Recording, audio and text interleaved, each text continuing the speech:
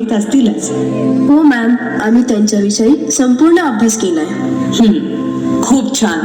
पण संपूर्ण आयुष्यभर त्यांच्या मागे खंबीरपणे उभ्या राहणाऱ्या त्यागमूर्ती म्हणजेच त्यांच्या पत्नी माता रमाबाई भीमराव आंबेडकर, आज मी तुम्हाला त्यांच्याबद्दल सांगणार आहे.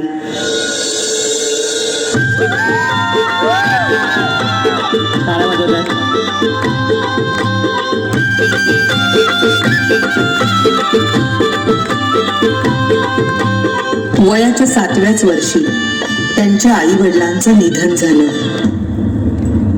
आणि घराची सर्व जबाबदारी त्यांच्या अंगावर पडली.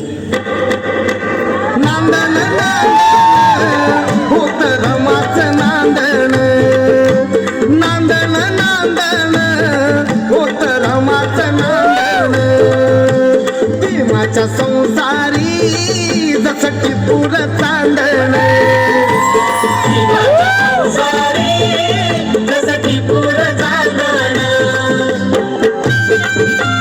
त्या काळी बालविवाह ही प्रथा प्रचलित असल्यामुळे वयाच्या 9व्याच वर्षी त्यांचा विवाह भीमराव आंबेडकर यांच्या बरोबर झाला.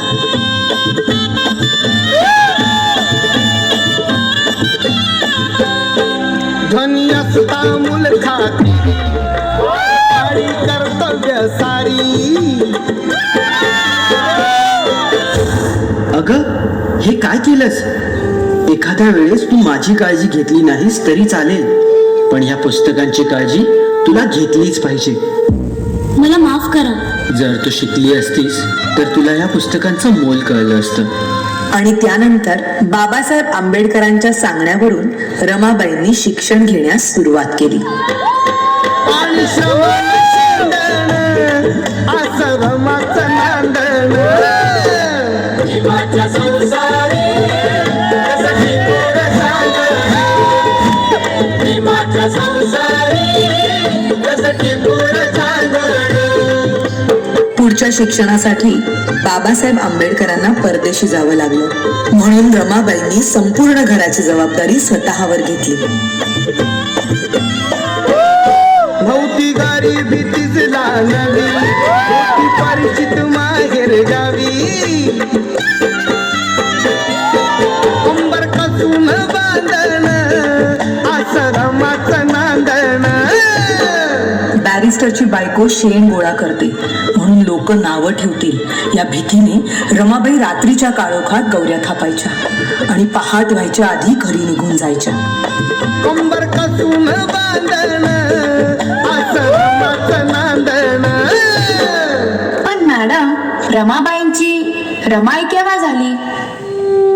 रमाबाईंच्या 5 मुलांपैकी 4 मुलांचा मृत्यू त्यांनी खूप जवळून पाहिला होता. त्यानंतर लहान मुलांना उपाशी पोटी बघणं त्यांना कधीच सहन झालं नाही. अशाच एका वेळी भुकेल्या मुलांची दशा पाहुनी बांगड्या सोन्याच्या रमाईने दिल्या काढून आणि त्या दिवसानंतर सगळी मुलं रमाबाईंना रमाई बोलू लागली.